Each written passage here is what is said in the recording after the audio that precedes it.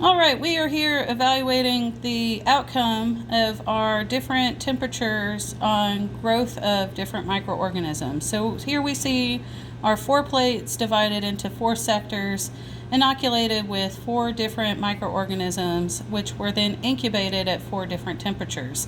And here in the foreground, we can see our 2 plates, 23 degrees Celsius and 37 degrees Celsius. For 23 degrees Celsius, a little bit on the cool side, we have growth of E. coli and Pseudomonas fragi, but no growth for Staphylococcus epidermidis or for Bacillus stereothermophilus. For our 37 degree plate, we see the growth of Pseudomonas fragi, Escherichia coli, and Staphylococcus epidermidis, but no growth of Bacillus stereothermophilus.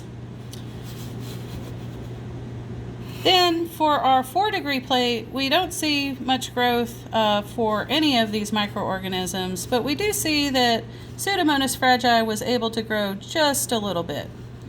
And then for our 55 degree plate, we see that Bacillus stereothermophilus was able to grow, but our other microorganisms did not grow. So this allows us to assess the temperature classifications of these different microorganisms. So we have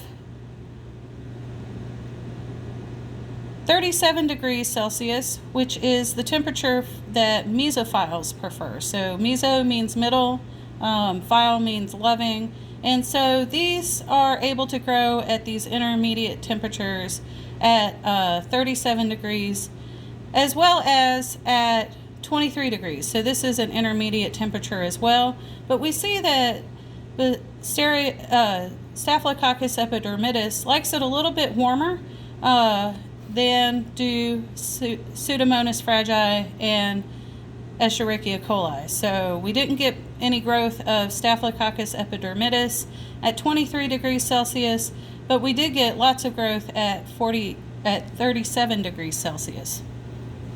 So these are examples of mesophiles, whereas we see that we had growth of Pseudomonas fragi, not much, but it is able to tolerate these cold temperatures. And so even though it likes those mesophile temperatures, those intermediate temperatures, it's also still considered a psychrophile. So psychro meaning cold, phile meaning loving. So psychrophiles like the cold, and Pseudomonas fragi doesn't necessarily love the cold, but it can tolerate it and get a little growth there. And then finally, our Bacillus stereothermophilus is what we call a thermophile. Those are microorganisms that prefer warm temperatures, and indeed 55 degrees Celsius inhibited the growth of all other microorganisms other than Bacillus stereothermophilus.